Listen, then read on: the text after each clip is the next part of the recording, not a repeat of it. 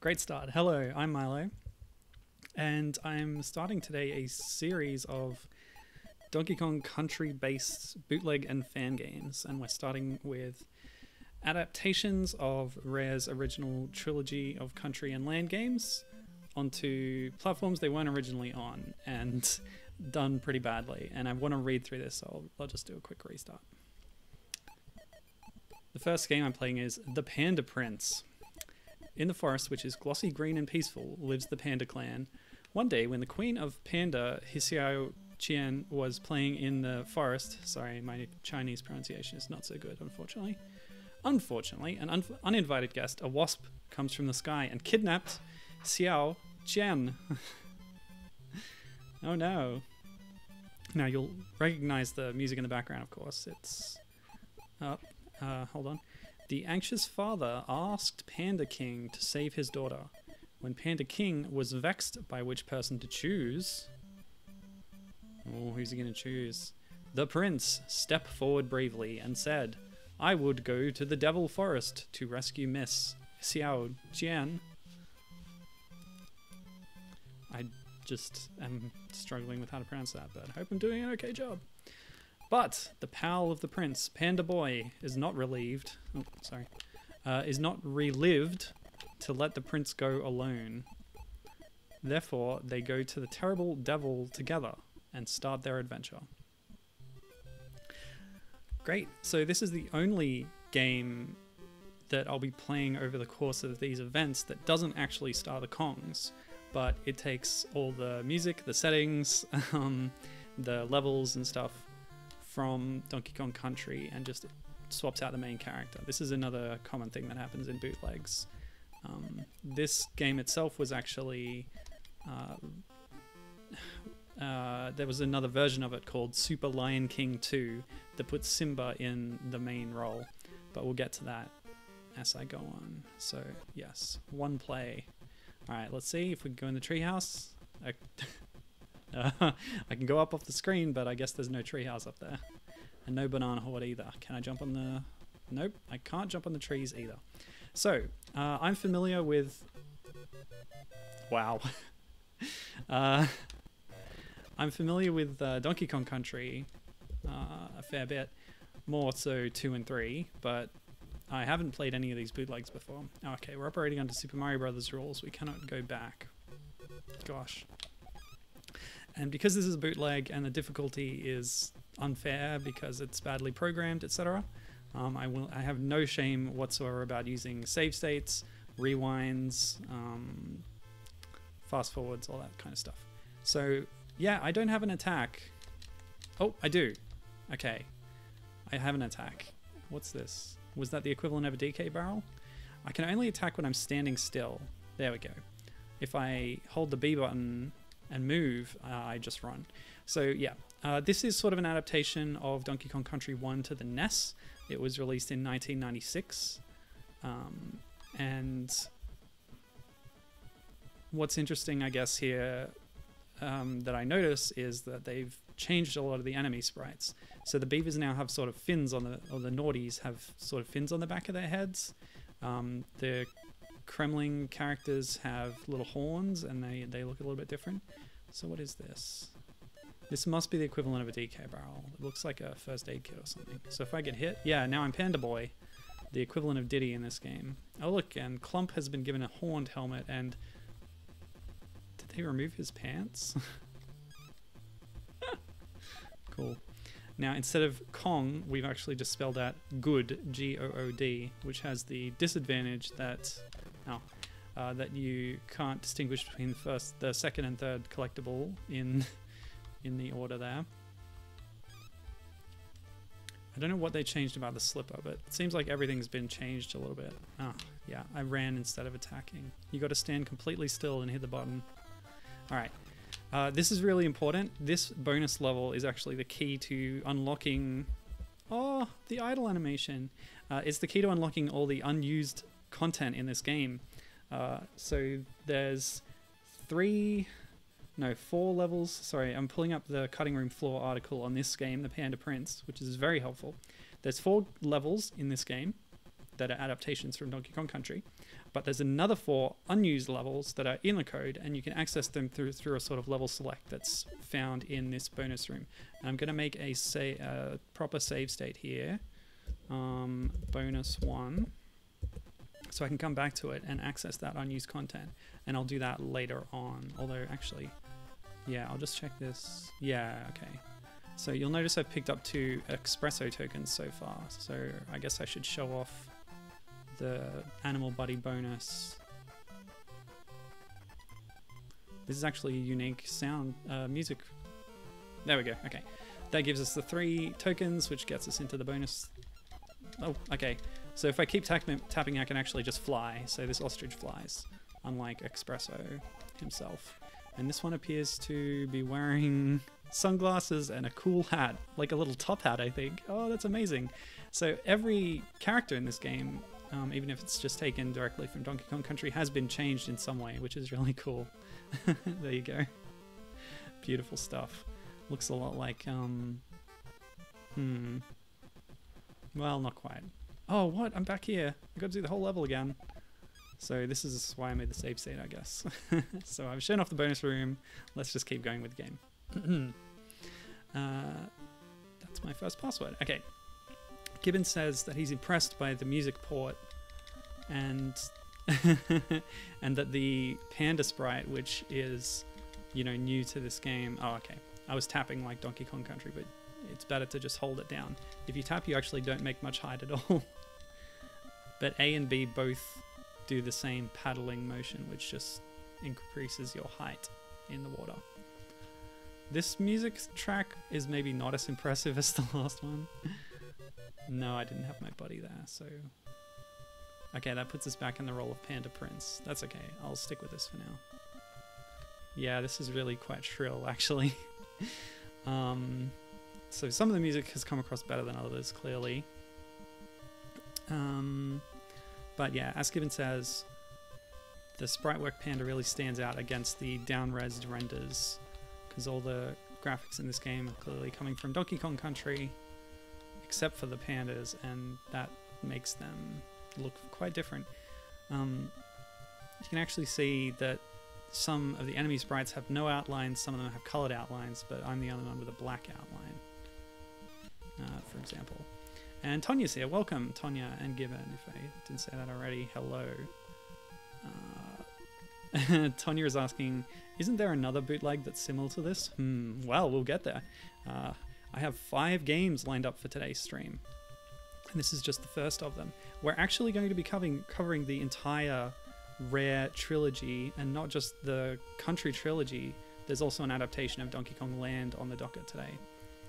Okay, so the bite size does not seem that different actually, but this Clambo is moving and looks a little bit different. It's got horns or something. Croctopus looks very similar. Hasn't been changed much. Whoa, just snuck through there. Tricky. The graphics look pretty good in this stage. I noticed a lot of flickering in the previous stage, especially with collectibles. Bananas and our good letters just couldn't stay still. Oh gosh, that's really not as good, is it? The Chomps. Or is it Chomps Jr.? Was that sound effect from Earthbound? When I got the extra life? Maybe. A lot of stuff in bootlegs is stolen directly from other games, so we might notice that as we go on. Let me know if you pick up on anything.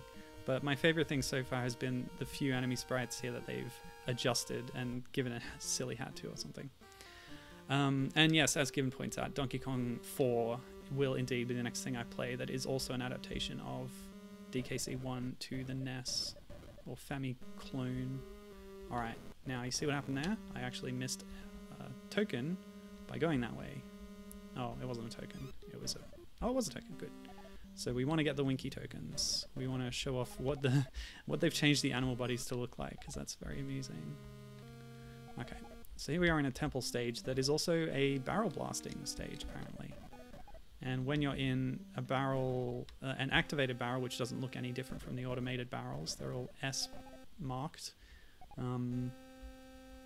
you have to press B to launch out. A does nothing. Zingers haven't been changed either. Okay, I'm just gonna... So the jump has a particular arc to it, and there's not a whole lot of air control. You can reverse direction, but you seem to just continue at the same speed. Alright, so that's 2 Winky tokens. We're gonna have to try and find another. There is at least one unused animal buddy stage in the game, but hopefully I'll be able to get to that through the stage select thing as well. So to cover that a bit more, like I said, there's 4 used levels and 4 unused levels. As far as the documentation I could find goes, 3 of the unused levels in this game are part of the normal level rotation in Super Lion King 2, which was another game by the same developer. And the developer, by the way, we did see their logo up top. No, that must have been the publisher.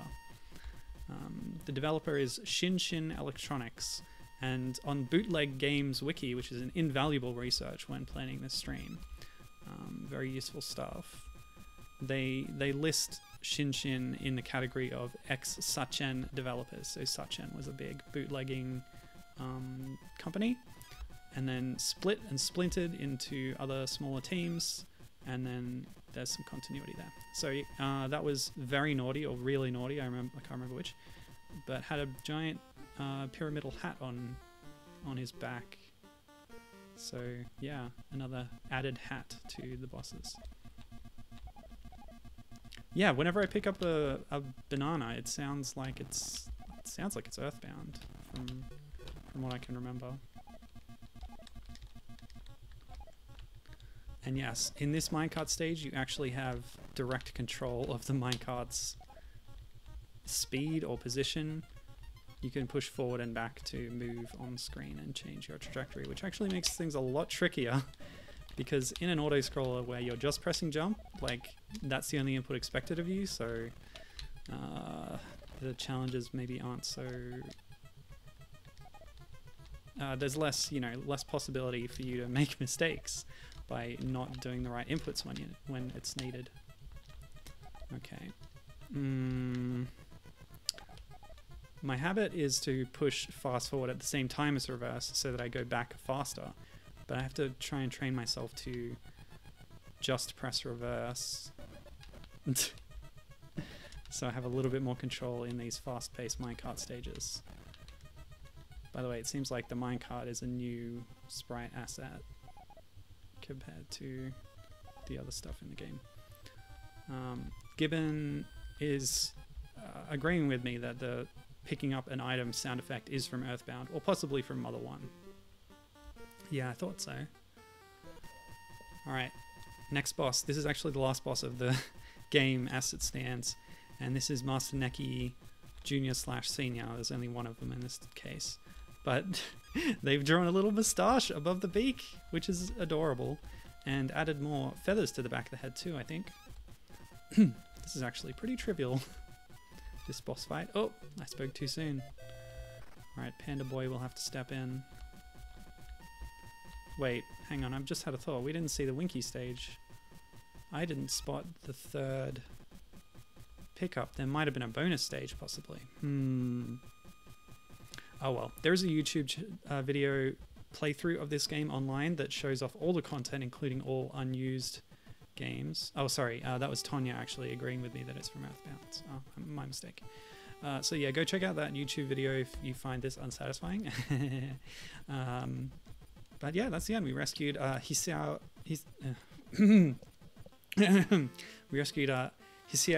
Chien, sorry.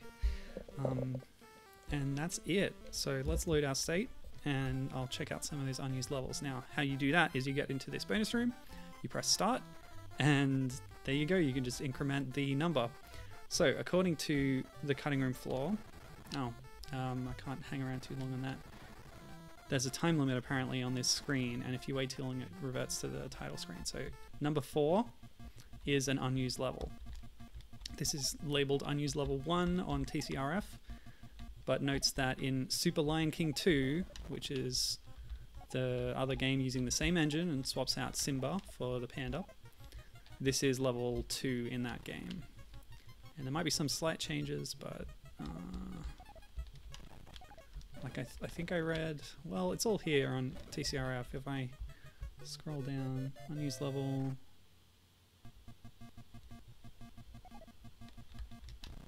Oh, actually, I didn't see how many lives I had there.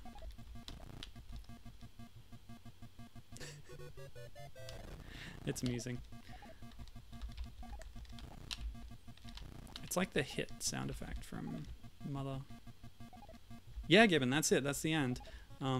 These games, they're not long. I can't believe that's a death. Okay. They're not, it's this particular one, not an adaptation of the full Donkey Kong Country. It's just a couple of levels, 4 in total, plus the 4 unused ones, which is what I'm playing now. Oh boy, okay. This isn't the one I already did, is it? I don't think so. Could be wrong. And notice that we don't have good letters or tokens.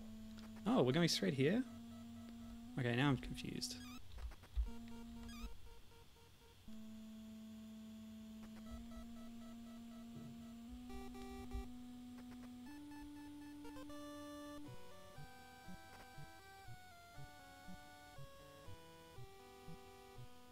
Oh, okay.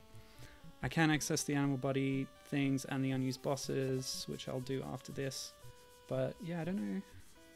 I'll have to figure out how to get unused level 1, but that was unused level 2, this is unused level 3. Which, according to this, is level 3 in Super Lion King 2. So here's a... Oh, what were they called in DKC 1? Oh, and I didn't see the Prince's idle animation either. Tonya asking, what's the copyright date? According to my notes, this game was released in 1996. What are the jumping ones called? Dang it. Critters and... Oh, yeah. I feel like a bad DK fan, but I'm just not as intimately familiar with the first game as I am with 2 and 3. But, oh well. Yeah, from what TCRF says... the levels in this game have sort of varying amounts of based on DKC1 level designs, as well as just taking the aesthetics as best they could into the NES format, and I think they've done a pretty decent job of that actually. The play control is probably the thing that most hampers this game, but you do expect that from a bootleg, don't you?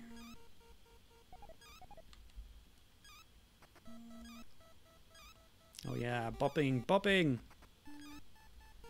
And again, I missed the third Winky token. There must be a hidden room somewhere. There's no picking up of barrels and hitting them into, you know, walls in this game. Alright, so let's go back to our load state, because we've seen Neki before. I guess I'll try, like, 3? Okay, yeah, here it is. The forest. So there's a bit of mislabeling, I guess? I don't know.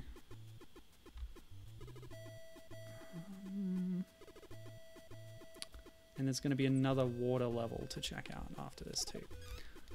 So yeah, here's a forest level, which wasn't in the base Panda Prince game, but this is actually level 1 or level 2 in the Lion King 2. And by the way, the NES version of the Lion King 2 from this developer is not very well known, and I actually couldn't get a working ROM of it. There's a YouTube video showing a playthrough of it, and they link to a ROM, but that ROM did not work for me when I tried it. Now, the Neki, the mini Neki here appears to be wearing a kind of hat or bandana. So there's the alteration they've made to that. And I noticed an army before. There it is again. I can't quite tell what the change they've made to the army is, but there you go. Another enemy type that is definitely in the game, but because this level is unused, we haven't seen it in any of the other levels. Oh wow. Nice. Oh, that's cool. That's fun. Okay. And I think that's it. No, there was one more, wasn't there? Just have to figure out how to get to it. It could be 6? No, it must be 7. Ugh. Yeah, see, if you wait too long, it just goes straight to the title screen. That wasn't it. So 6, I guess. Yeah, this is it. Another water level, but with a different background, as DKC itself was quite good at varying the palette on the graphics to give the level a different feel. Oh my gosh, really? It's just really hard to make progress. Once you're on the bottom, you just don't move across until you get up a bit. Ugh, it's really tricky. I hope do I have an extra hit? No, I start with none in this level. Maybe I can go over. No, there's not enough clearance. Oh my gosh, this is really rough. Okay, great, made it. Oh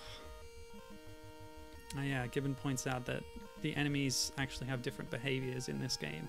Armies should roll off ledges and they don't in this game. Oh, I need that health. Can I sneak past the croctopus? Oh, it's just doable. Great.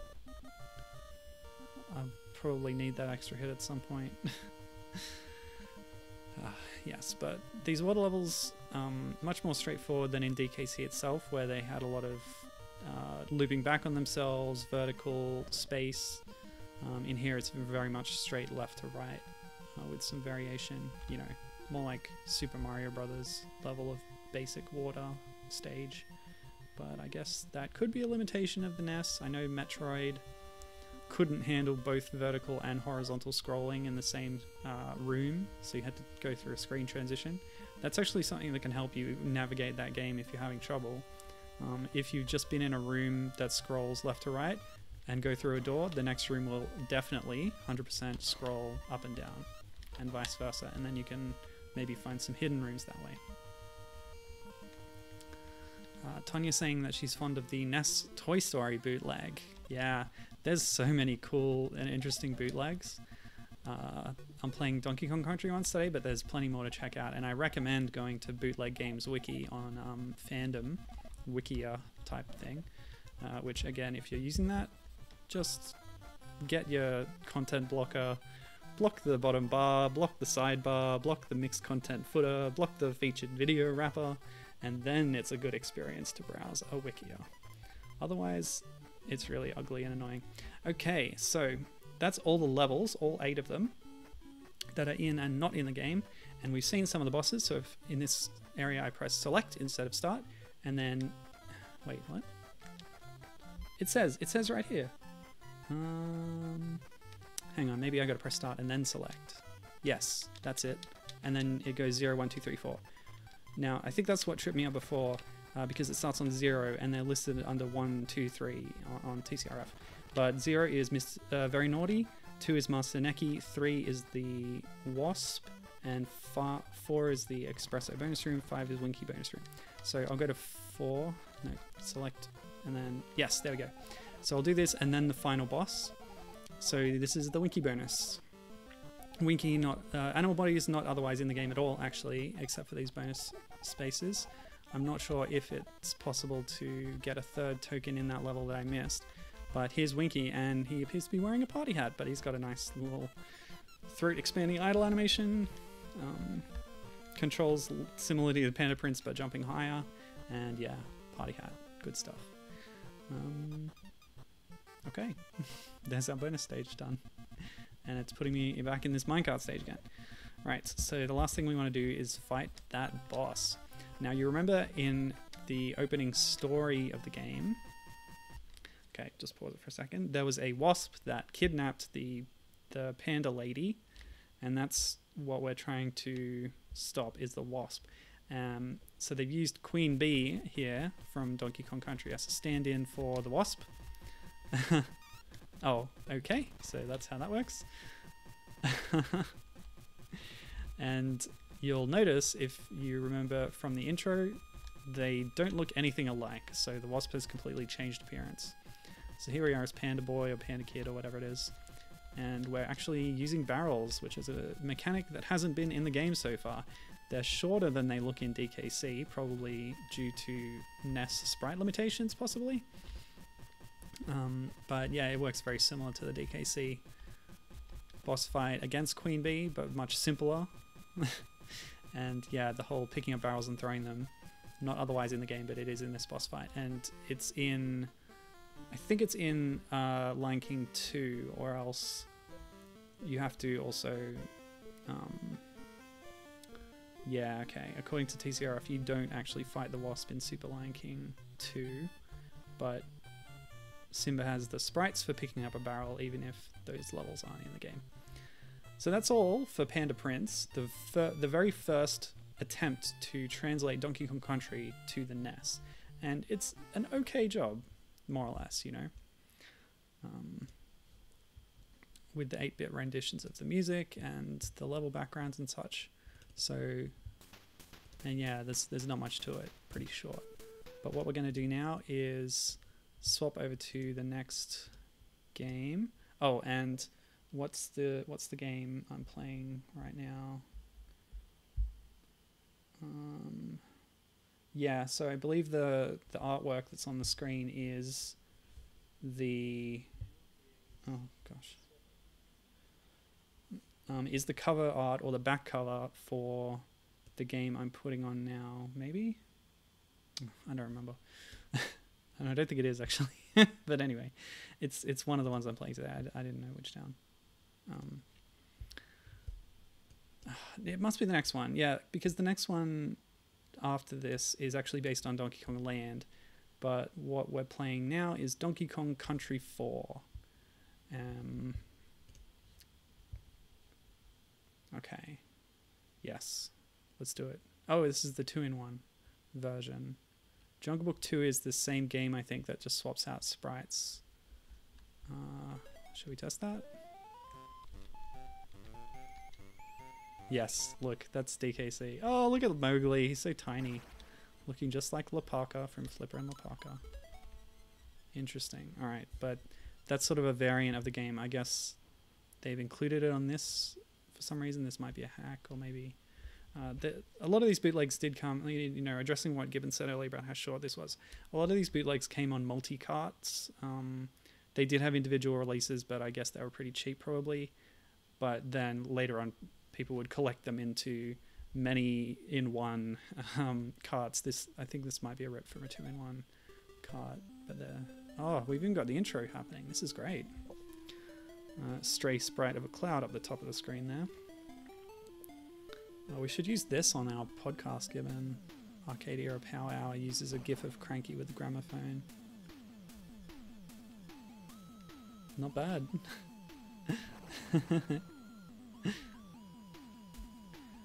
That 4 is very out of place, isn't it?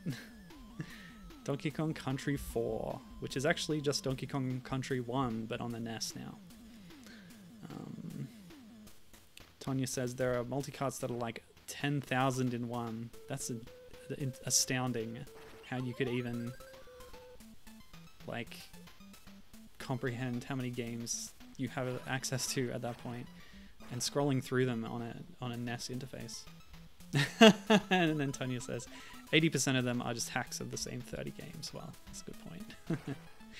Okay, yeah, 1997, this one. So it's after Panda Prince tried to adapt the same stages and stuff to the NES, and it's by Hummer Team, the venerable and very famous team who are behind things like Somari, the Mario Sonic clone thing, Kart Fighter, and they also did Titanic, which I played a few weeks ago, based on the 1997 movie. But this is pretty well known actually, and pretty well regarded for how well it translates the play and the feel of Donkey Kong Country to the NES. And just playing it now, I can see why. It is actually quite smooth. You can see a bit of bootleg jank from the fact that I'm just tapping the side button briefly, and that makes me move a fair distance on the floor. So, yep. But we do have Kong letters, not good letters. And I'm able to pick up barrels and use them as close quarters attack thing, as the original game had. So yeah, this is all looking quite good. for a NES version of Donkey Kong Country.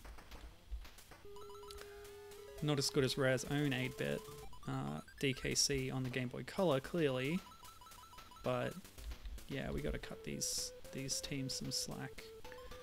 They're just pirates doing their best, you know. Tanya asking if Hummer also did the Super Mario World port to NES. I'm not sure exactly. I don't have complete notes for their output right here, but yeah, it might be. They're pretty famous for a lot of their stuff. They one of their other more famous ones is putting Street Fighter 2 on the NES. Okay, I wonder if there's animal bodies in this. Now, you can already see with this one how much more impressive it is than Panda Prince. What I was saying before about the NES not doing so well with vertical and horizontal scrolling, this game seems to be managing it just fine, thank you very much. Look at this. And of course, you know, Doki Doki Panic did that as well, famously. But, you know, yeah. Look how much Hummer Team is showing up the Shin-Shin performance here.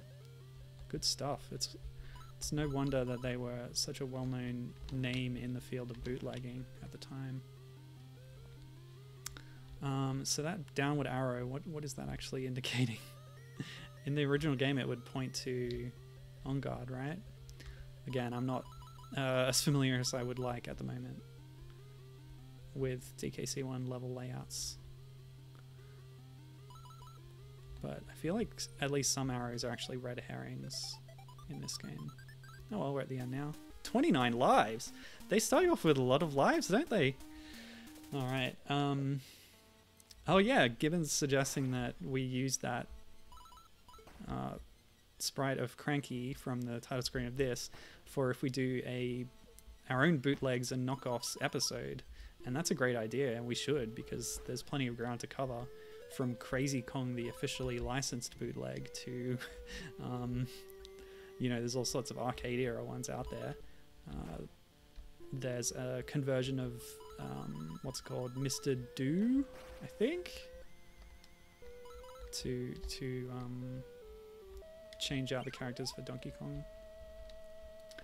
Okay, I'm going to rewind a little bit so I don't take that hit, because I want to show off that, yes, you can pause the game, which removes all sprites, but you can press select at any time to swap between the characters. I didn't actually try that in Panda Prince, come to think of it, so that's my bad.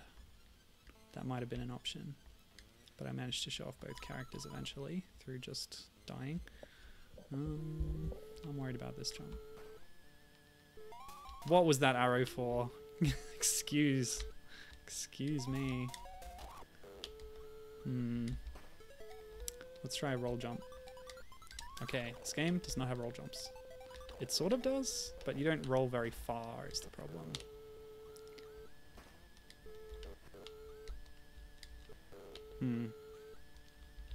A lot of the sprites seem to be intact though.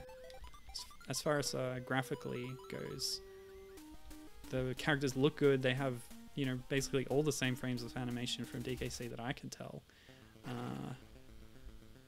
And they move smoothly, and no flickering either. Well, some flickering. Okay, this is tough. Oh, Gibbon saying we could talk about Congo Bongo as well. Yeah, that's an interesting case, isn't it? I suppose it would count. I guess we have to be careful about scope creep, having done our recent episodes. And maybe make a distinction between licensed and unlicensed games. Games that started as something, changed. Games that... Oh, that's the end. Yeah, so there's a bit of a fault here. In the proper Donkey Kong Country, once you've hit a boss and they're in a sort of stunned or hurt animation, you're able to then bounce off them without taking damage yourself. In this game, if you hit them, even if you bounce on their head in that state, they will hurt you. So that's a problem. That's something that this game gets wrong a little bit. And Tonya is pointing out that the music is better in this one compared to the Panda Prince, and yes, I'd agree with that as well. And look, the slippers have a full stripe pattern on them.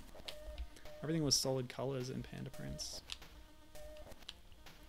They're not as color, they don't have as much color depth as the SNES game clearly, but you know, that's fine. Don't expect that. It's the NES, people. Yeah, we're gonna play as Diddy as much as I can for now, I think. I love Diddy.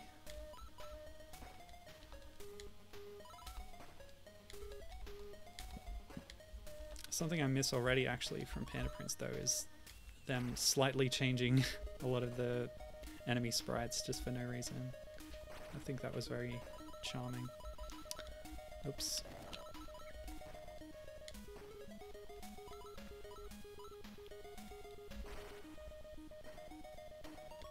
It feels natural. I'm really impressed actually. Some of the time I just feel like I'm playing DKC. Yeah, that slowdown, that's a bit much, isn't it? But yeah, the levels are shorter and simpler, but it feels good. Right. So we're at another jungle. Eh. Quit it, buddy.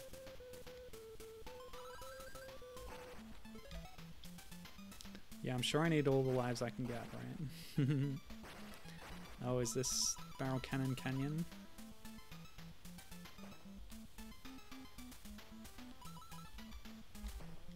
It's too bad that I can't identify exactly which levels they're ripping off all the time. Hey, it's fine. I'm a big Donkey Kong fan, but I'm not as much a DKC1 fan. I just haven't played it as much. I never owned it. I guess I never officially owned it until the Wii Virtual Console, when I had to rush to buy them because they were being delisted from the service. Possibly due to conflicts with Microsoft. Oops. I think I ended up buying them on Wii U as well, but not 3DS, because at that point, the double dipping was just too much to ask. I did get the DKL games on 3DS though. And yeah, I had a problem with them. The Virtual Console is like pretty crap generally, but you know, it doesn't have support for Super Game Boy borders or coloration in Super Game Boy or Game Boy Color style for the monochrome games. It also doesn't have any support for control remapping. Hang on a sec, what happened there? I got hurt. Oh, sorry. I thought that was like Diddy's sprite going off the screen, but it's actually Donkey's, so fair play to you.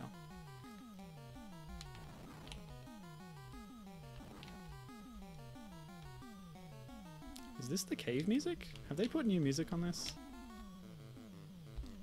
Oh. Yeah, so the control remapping issue, the way I want to play those games is the way that the SNES controller is laid out, which is the bottom button jumps and the one to the left runs. But they force you into the layout that most mimics the original Game Boy, which is the button on the right jumps and the bottom button runs. Even though, you know, they're labeled A and B, that's fine, but it's more comfortable for my hand to press you know, B or Y in this case with the pad of my thumb, and then hit jump, or B for the SNES controller, with the first knuckle of my thumb. And you know, it's all well and good labeling the buttons as they were in the Game Boy, and the layout is the same as it was in the Game Boy too, but not giving you the option to remap the controls at all to make it more comfortable for you or for your preference is a huge sin. It's a big no-no. And that always annoyed me a lot, actually.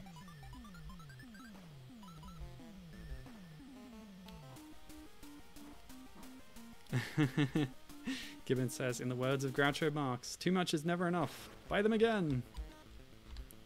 Wow, the coconuts are a lot bigger in this version than they were in Panda Prince. Okay. Tie's a little finicky. You gotta press each time you land on it to do a bigger jump. Which, is that how returns worked? I know you could just hold down jump on them to continue jumping in DKC1. Come on. Oh, yeah, it's tough. It's tough. Master Necky. No moustache. I missed the moustache.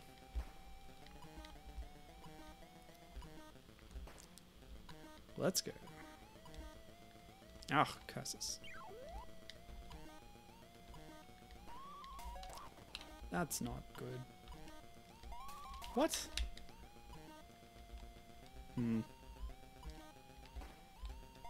Guess I've got to be more careful about positioning on that tire. If Necky's... Did she just hiss? No, that's my feet. Oh, that was your feet.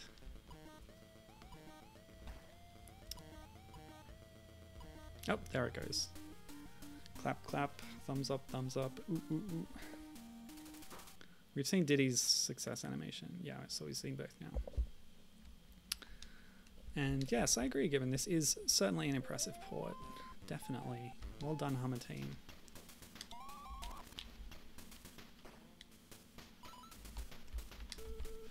And you know, these were tiny teams working on tight schedules, just pumping out crap. So when something actually comes out that's decent quality, it's worth recognizing.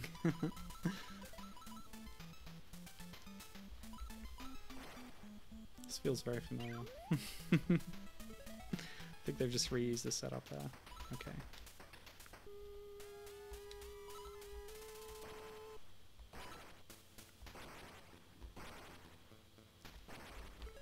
Oh! Okay. Wow. That's high. Yeah, so...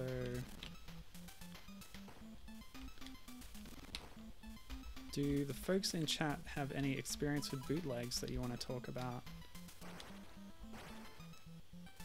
Because I don't really so much. I had some games that were probably pirated on my computer because we bought a Windows 95 computer while living in Malaysia.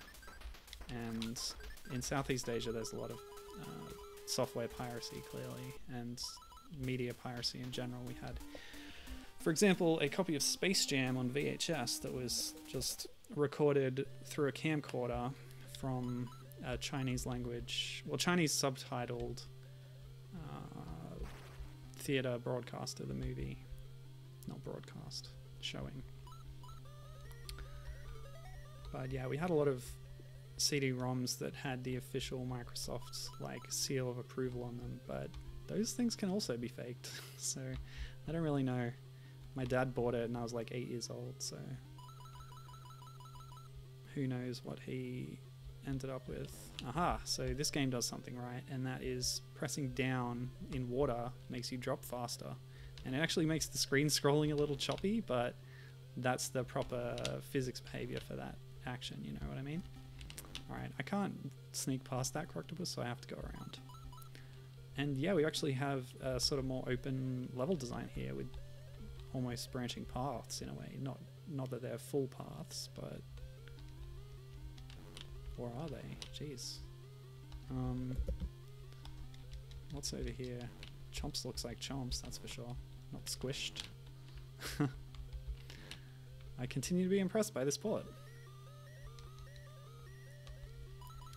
I think the funniest thing about it is that they just have given it the name Donkey Kong Country 4, because that's something you'll notice if you look around at bootlegs for very long at all, is the incredible incrementing numbers, where you get like Super Mario 8 and like Sonic 12 and things like this.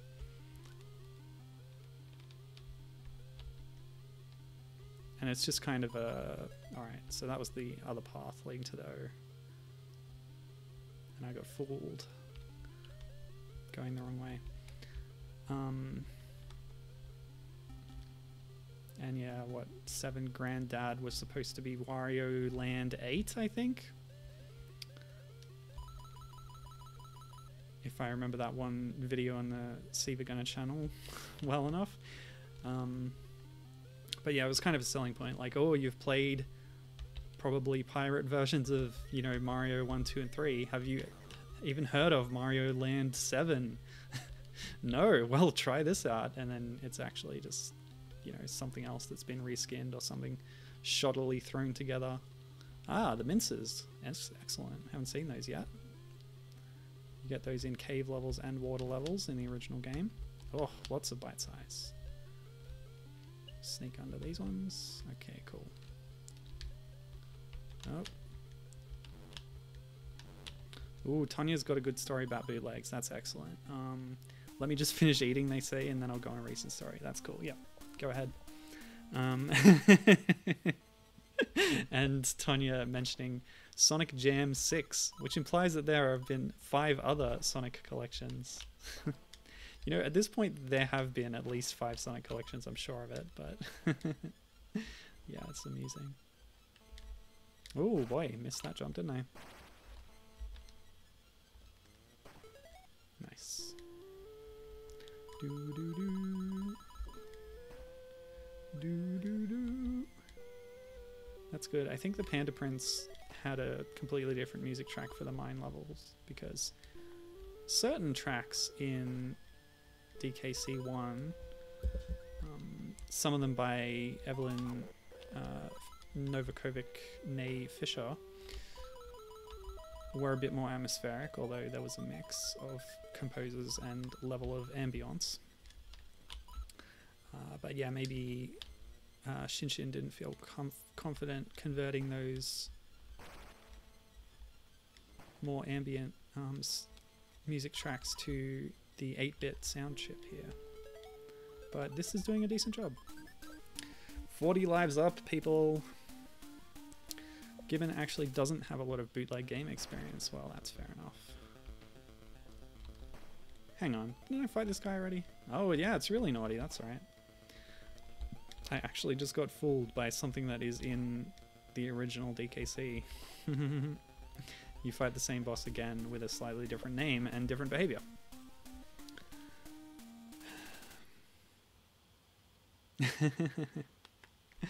Tanya says, there's a fascinating YouTube video of a vintage Russian gaming show where the host assumes Mario 6 or whatever is real.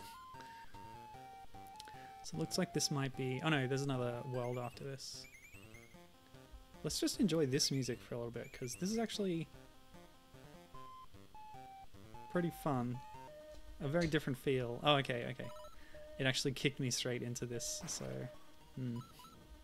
Couldn't enjoy that music as much as I'd hoped. But yeah, we got the factory here with a green background this time. No world maps, actually, just a global island map. Oops.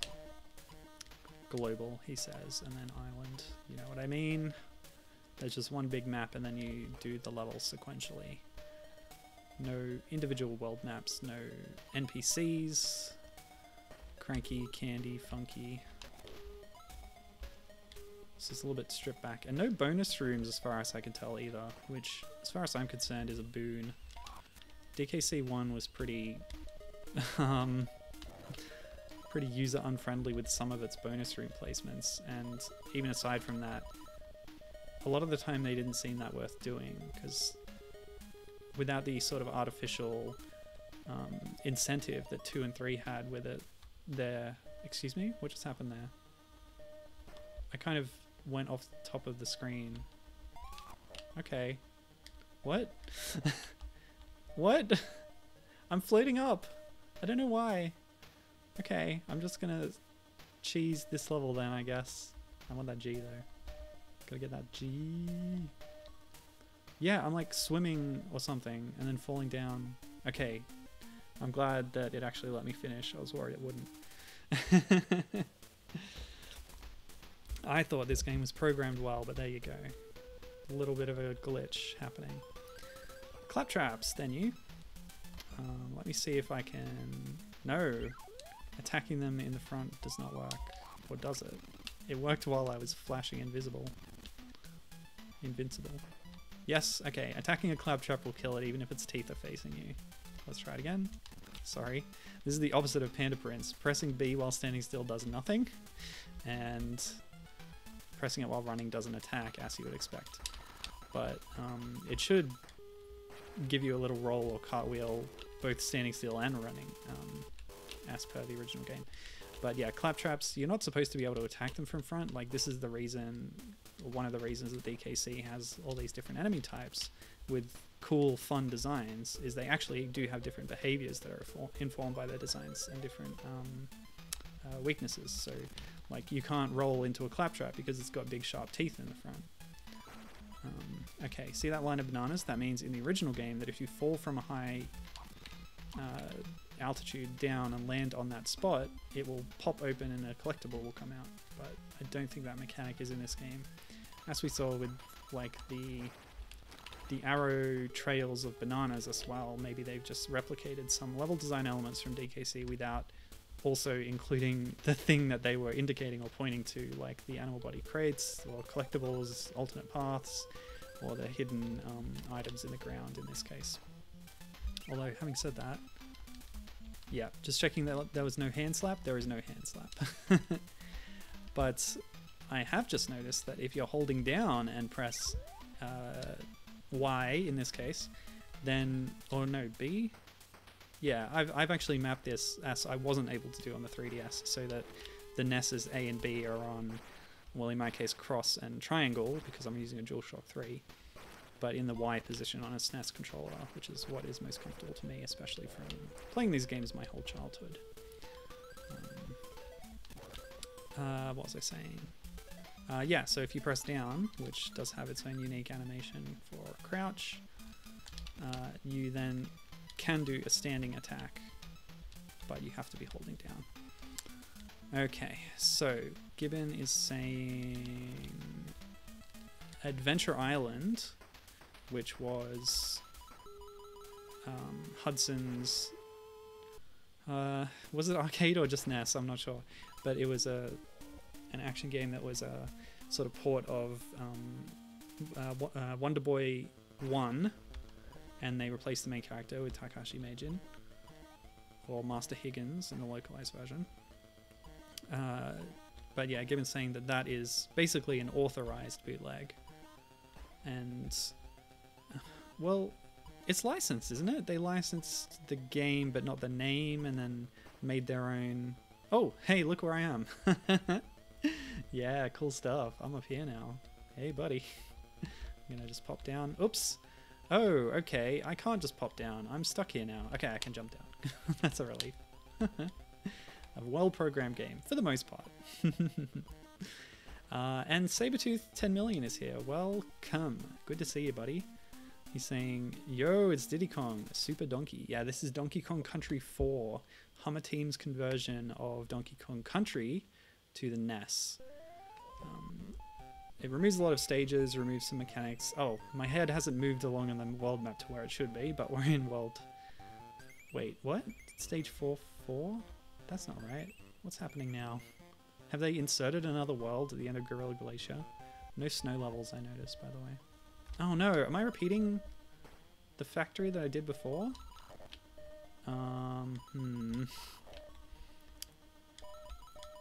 Given saying that that glitch is actually amusingly similar to a DKC glitch that speedrunners like to make use of. Oh, and Adventure Island, actually, Gibbon was mentioning it in reference to Tonya's comments.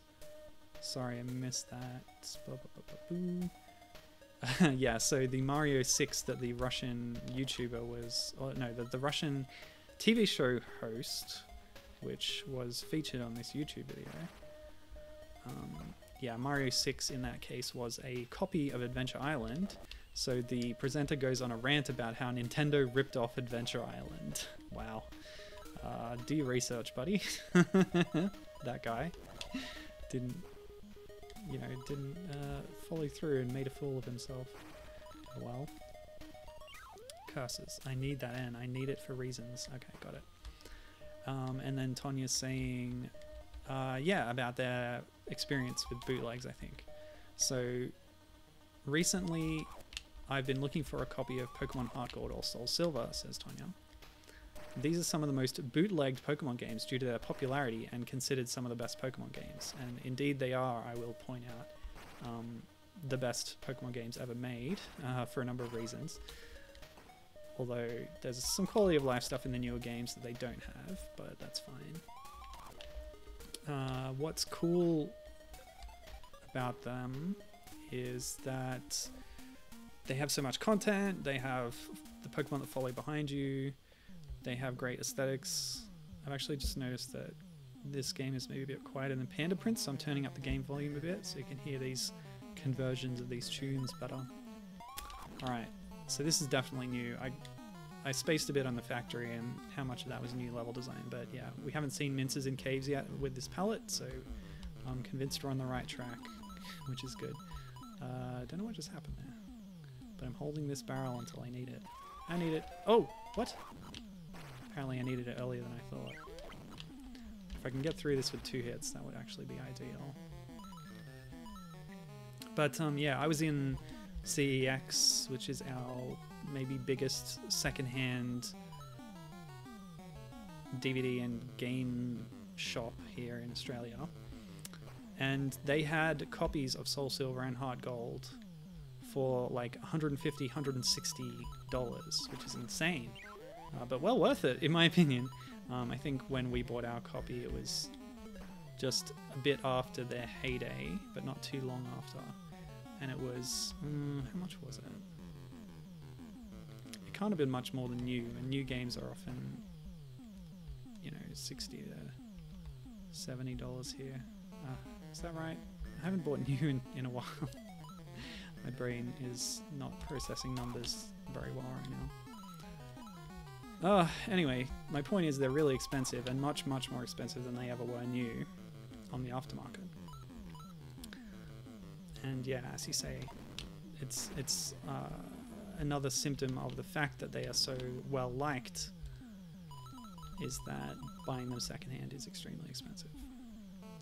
But yeah, bootlegs, I have never been caught out by... Hang on a sec. I have been caught out by DS bootlegs, but not a Pokemon one. Yeah, actually that's a good bootleg story, I'll tell that. So... I've bought 2 DS games that have turned out to be fake. One of them was Yoshi's Island DS, and I played through the entire thing on probably a DS Lite, because that's what I had at the time. And this is bootleg in the sense that it's just the same game, but it's not made on official Nintendo hardware. It's made cheaper with products that are quite like official Nintendo, you know, carts and stuff, but not quite, and that can cause problems. So, like I said, I played through Yoshi's Island DS completely on the Lite. When I wanted to revisit it a few years later, I had a DSi XL, and I tried it on that, and it wouldn't boot. And I said, why is this not booting? I cleaned the contacts, I took it in and out, I looked at it, and I gradually began to realize that this is not quite the same build standard as your usual official DS card.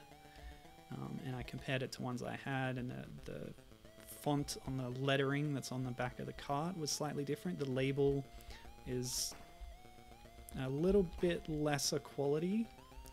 Okay, so notice how Diddy can defeat an army in one hit in this game.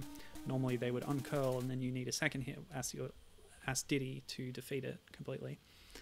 And yeah, so I realized that my new copy of... Oh, okay, so stage 5-3, which is on the island, is actually the Gangplank Galleon, the final boss fight against King Karul. Oh, look at that guy in all his glory. Red cape on the green sprite. How glitchy it is because it's just sort of painted over in squares. No, good stuff. Very good stuff.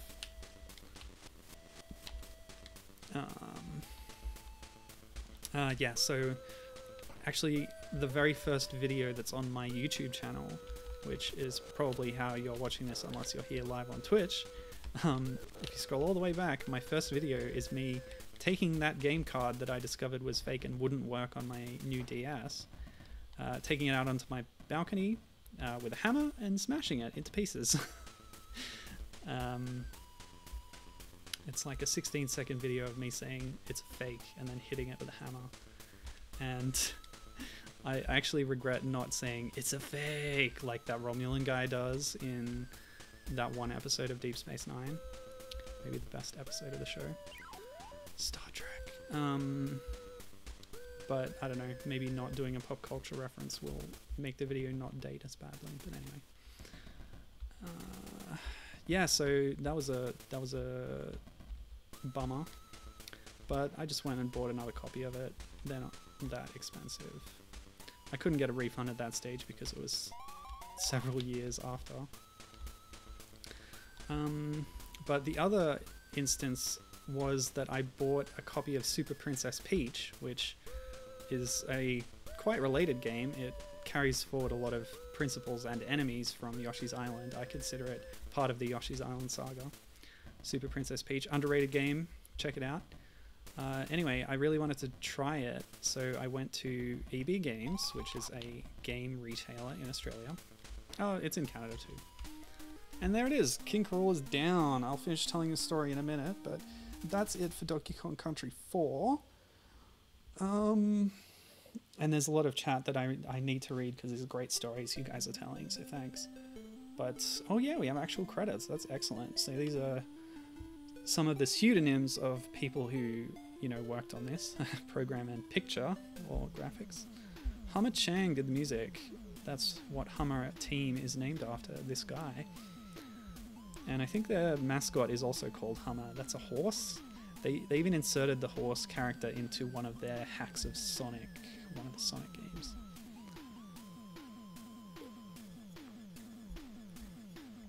Oh, there was a separate listing for graphic. Picture might have been the cover of the game. No, the cover's just a... It's just a copy of DKC, isn't it? Anyway, who knows? That's the end. And we get that lovely music track to play us out. Right. So that's probably the most substantial one I'm playing today, although the next game might be of a similar length. What's the time? Yep, we're doing well. The last two games are actually very short, so it'll be fine, it'll be good. Alright, where's my window? Why did I close it? Okay, let's go. This one. So this is actually the game from which I get the box art that's on the screen. You'll notice that Captain K. Rool is present on this, even though he's not in this particular game. I'll just have to swap the window over. Hold on a second. Where are we? Where'd it go? That one. Yeah. Okay. Super Donkey Kong, and this is some render artwork that was made for Donkey Kong Country. And this is a little bit off. It's based on a render. Oh wow, we're getting like introductions to all the characters, and it's in Japanese. Huh. Interesting. Clump has a helmet. Claptrap. Rolling a... what? Okay. That says GT. Zinger. Okay, there's our track mode. Yeah, so this is Super Donkey Kong, and if you're familiar at all with Donkey Kong Land, you'll recognize that map screen. Okay, this is a problem. For some reason, jump and attack are swapped on on this particular game. This is something that some games do sometimes. There we go. That's more like it. And wow, this does not feel good. In comparison to Hummer Team's DKC4, this is very awkward feeling indeed. But hey, this is Donkey Kong Land colorized and, you know, sort of expanded in a way onto the NES. And that's the basis for the level designs and the character choices and such in this game. But yeah, the controls are just not as good, not anywhere near as good. Let me see. Yes, holding down jump will cause me to continually jump. That's not how it ever worked in the games. Oh wow, these are new sprites. Look at that. They look awful. Yeah, swapping between ropes is something... I think you could do that in DKL, right? Could you? And they must have been new sprites. unless they were based on unused ones from DKC. Actually, I should check out the hurt animation. Yeah, that looks right. That looks quite good, actually. And then Diddy shows up. Let's place Diddy's for a bit. I'll check out if there's an idle animation. But yeah, I should finish telling my story. So Super Princess Peach, we bought it and we were driving home from the place of business. And I'm opening the box and looking at it, or my wife is, I forget. Oh, look at that sprite. It takes so long to do that animation, but yeah, there would have been more reference for this because this is a function that is available in Donkey Kong Country 2 where Diddy can swap between ropes like this as well. But I don't think these are exact replications of those sprites, but they're a bit closer. So they don't look too bad. Yeah, that Donkey Kong swapping ropes thing, that looked awful. Anyway, yeah, so we're flipping through the manual, and the manual is really shoddily done. It's clearly not an official product from the manual alone. So we're thinking maybe it's just the manual that's fake, but we got it back. We tried it in the DS and it didn't work, so we had to drive back down, return it and say, hey, you sold us something that is fake and pirated and does not work in my console. Give me a refund, please. So that was pretty bad of them, you know, selling pre-owned products that they haven't really investigated and tested properly. By the way, look at the clouds in the background. We got monkey faces and monkey paws, possibly. That's not really what a monkey's paw looks like, is it? So why did I not win when I got to the top?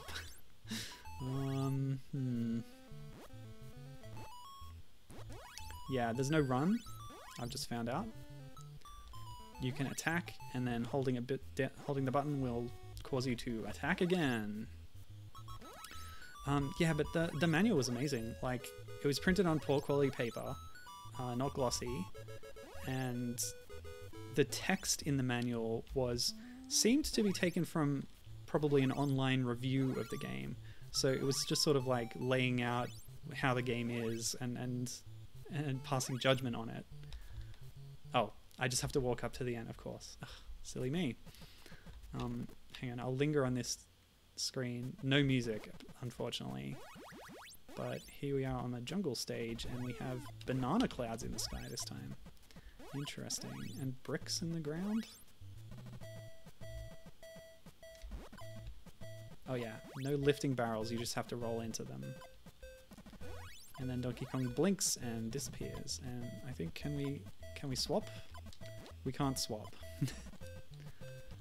Yeah, there's no swapping. So I have to get hurt to bring DK back, apparently. And yeah, there were screenshots of the game in there as well, just posted on the top of each page with a long text string that was just, you know, a review of the game. So yeah, that was frustrating, but we eventually got proper copy and I enjoyed it very much. So check out Super Princess Peach today. Tonya is responding to this story saying that, yeah, GameStop, which is basically the US American version of EB Games, does that as well, sadly. Saying, I see so many fake Game Boy Advance games. Arg. Wow, that was a short stage. Oh yes. Let me see. Oh yeah. Tonya saying, there's a Pokemon Black bootleg that's like that. I've seen it. It like starts with just a Wikipedia entry for the United States. So funny. Wow. Yeah, just copying texts from the internet somewhere, just so that it's there in hopes that people don't read it too closely. Yeah, the slippers look so small. The critters look different to how they usually do.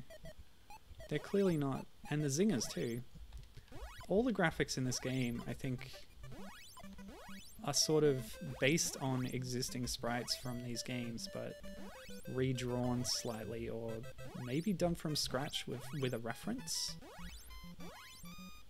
But they end up looking slightly off, but in an interesting way that I appreciate. But yeah, to scroll back and cover those stories from earlier.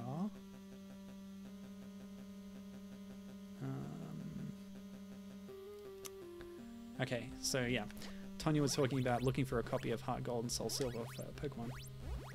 These are some of the most bootlegged games, Pokemon games, due to their popularity and being considered some of the best. A bootlegged copy would not be able to connect to a Pokewalker or transfer up to other generations. Ah, yes. That must be because they don't have the little infrared light chip embedded inside the cartridge that the official ones do, because that's how they do that communication. They're able to send out infrared light in much the same way that the Game Boy Color was to do Mystery Gift in the original versions. But in this case, it's built into the little cart, which is really impressive.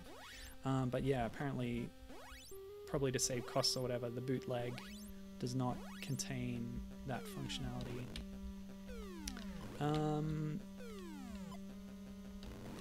And yeah, Gibbon responding about Adventure Island, that he says that he believes it's wrapped up in how Sega had the name for Monster World, or Wonder Boy. It wasn't Monster World at this point, it was Wonder Boy.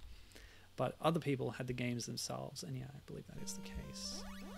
So Tonya ended up doing a lot of research on finding a real copy, learned how fake DS carts often look. It's a lot simpler with Heart Gold and Soul Silver, since these games have black cartridges due to the infrared on the cartridge. It's very easy to see. Yes, indeed, that is correct.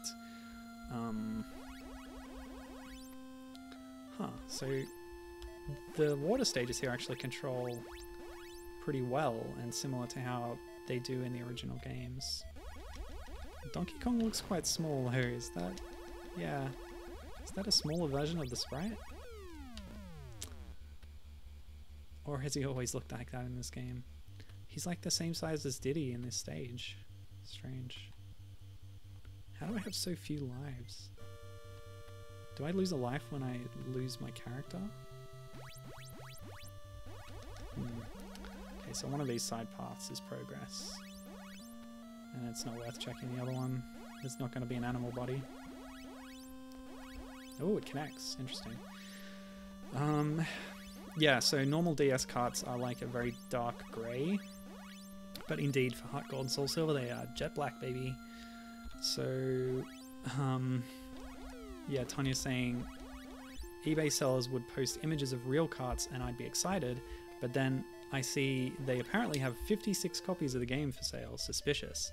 And then I'd check their review score and yep, not authentic copy.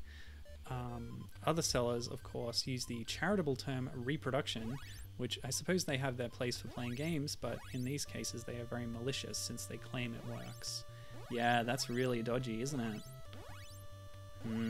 Don't like that. Downvote those people, please.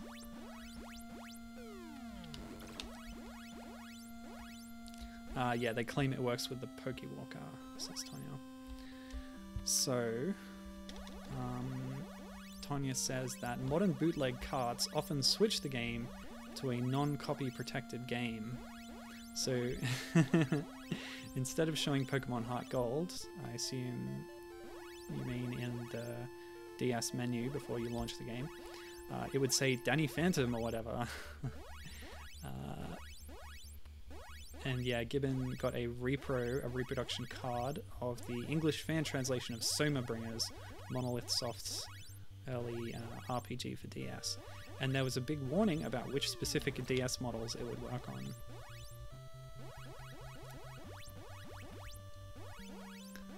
I think this level is supposed to be Nautilus Chase, but they've got Croctopus instead of Nautilus in here as the chaser.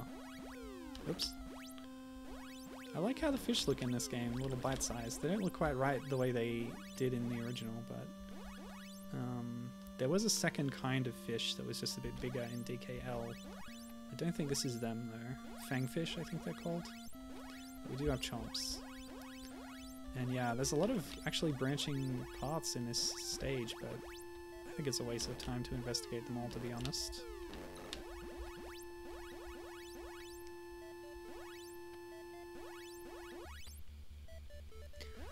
And yeah, Clambo, who wasn't actually in DKC4, so well done. Maybe I haven't been paying close enough attention, but I don't think any of the Donkey Kong Land specific tracks have featured yet here. But yeah, DKL shares some archetypes with DKC. You got the jungles, the snow cap stages, these coral stages, but there's also new variants as well. So we've had the ship deck already, but in we had temples already as well. But you have new level types in DKL, like Mountainside and a different kind of underwater stage, Kremlantis, which is a mix of ruins and underwater. But yeah, not all of those are actually present in this conversion here of Super Donkey Kong. In fact, I think we've just arrived at the point where the game is going to start repeating itself. So what I've read is that there's 5 unique stages and then they repeat, or at least the archetypes repeat. I'm not sure if the stages themselves repeat, although it seems pretty similar so far. And then once you beat them again, you get the final boss. So we're going to do that because it doesn't take too long. But yeah, luckily we've got a bit of chat to read through in the meantime.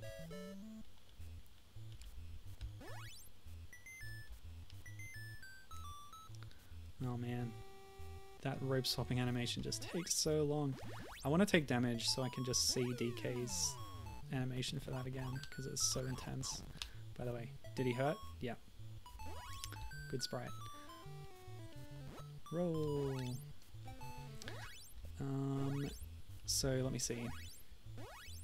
Yeah, so for this bootleg, as Tonya says, it would say Danny Phantom, but then the cart would play Pokemon, with issues of course.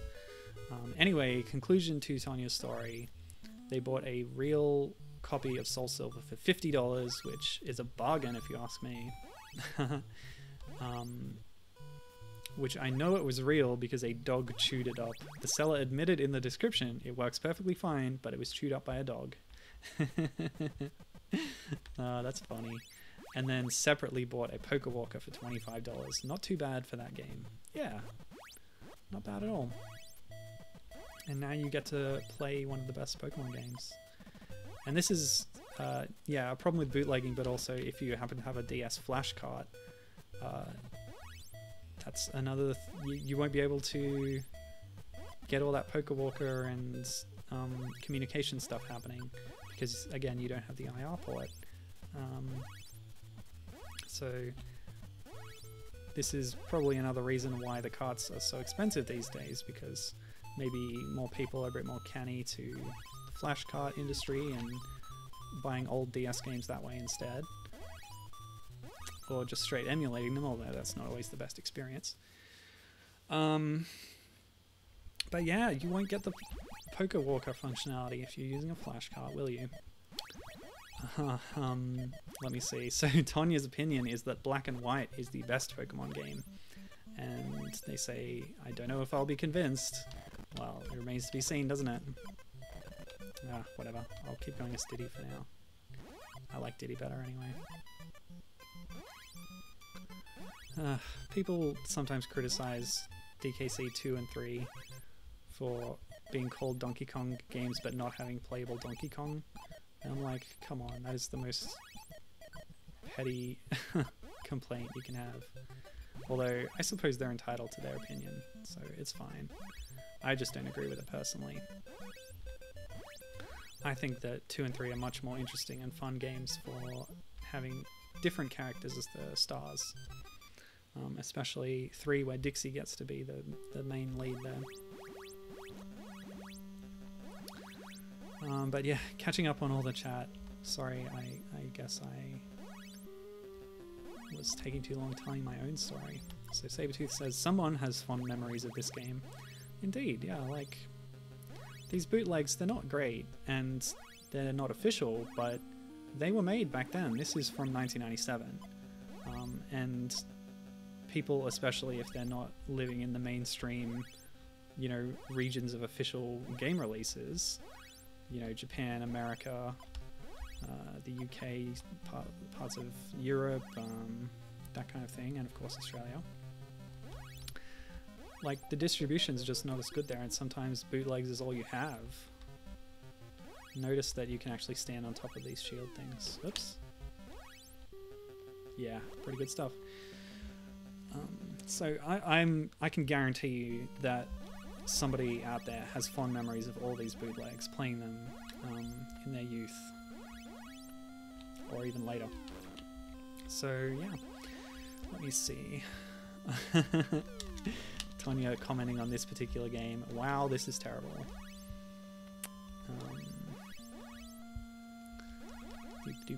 And I think that catches me up. Gibbon's last comment here is that this reminds him of the Master System having... oh, is that a dead end? Yeah. And then this non-moving octopus is going to chase me the way that the Nautilus does. So I think those branches are just to accommodate where the Nautilus comes from. And then you're supposed to outrun it. But actually, I'm not fast enough to do so, but it's easy enough to avoid it and let it go past you. Easier than in the actual DKL, by the way. I notice. Yeah, so Gibbon's saying, what is he saying? This reminds me of the Master System having their own ports of Game Gear counterparts to Mega Drive games. That's an interesting observation, actually. And most of the time those aren't bootlegs, or it would have had bootlegs, but there's plenty of official cases of that. Like, in some parts of the world, or, you know, a lot of them at first, the Master System overlapped with the release of the Mega Drive. It still continued to be supported and purchased for. But especially in Brazil, it hung on for a long, long time. I've talked about this before on my streams, how Brazil was a hotbed for Sega products, especially the Master System. So you do get that happening. As Gibbon says, a Mega Drive game comes out, it gets a handheld sort of downgrade or demake or something, you know, like that. And then that demake is also ported to a home console on the Master System. Maybe at the same time, maybe a little bit later.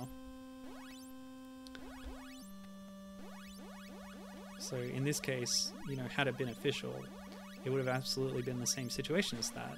This is a sort of take on Donkey Kong Land, which was a handheld accompaniment to Donkey Kong Country. What? Hey, I'm back in stage 1 again. Hang on a sec. I gotta go to Bootleg Games Wiki. Did I just play through the whole thing twice for no reason? I thought there was a boss. Hold on a second. Super Donkey Kong, Bootleg Games Wiki. This port of Donkey Kong Land for the Game Boy has 5 levels from that game repeated twice each. The levels are based on the first level using that level theme in Donkey Kong Land, with the exception of the underwater level. However, 1-4 from Donkey Kong Land is the first level here, with every other level being in order. Some of the enemy layouts were changed, blah blah blah blah blah, and many features were removed, such as animal buddies.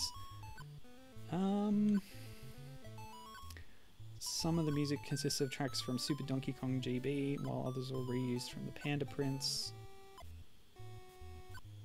Well, I've done the levels twice, so what do I do now? I'm now on a third, you know, run through, stage 11. And now I can't get up here? What? Okay, there we go. Yeah, this is the same one. I've done this twice already now. Man, I feel like a sucker. Why does it say that they're repeated twice? Because it just is going to repeat them infinitely, isn't it?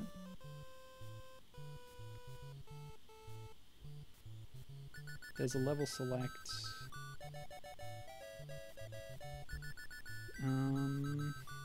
Alright, here's what I'm going to do. I'm going to finish this level, and then I'm going to look at that level select, and then I'm going to pack it in, because what the heck? Tanya saying, Milo got owned. Yeah, I got owned. I got super owned. Alright, DK's back. Let's have another look at that awful, awful rope transition animation. What? Oh, I didn't have DK. Well, now I do. Oh, we have a new chat member here. Fly Feline saying hello. Hello to you too, Fly Feline. Do I know you from somewhere? People's usernames can be a bit, you know, different from platform to platform. So, yes, welcome either way. And Gibbon says, yeah, it's like if Nintendo had continued putting out NES games in the form of Game Boy ports. Continued putting out NES games in the form of Game Boy ports. I feel like they did do that, actually. Although I can't think of any specific examples right now. Fly Feline is Trixie, Tony's GF. Well, good to see you. Welcome to the bootleg zone. We're playing Donkey Kong Country adaptations here. They've all been for the NES so far. Tonya can't get over the rope climbing. It's so bad.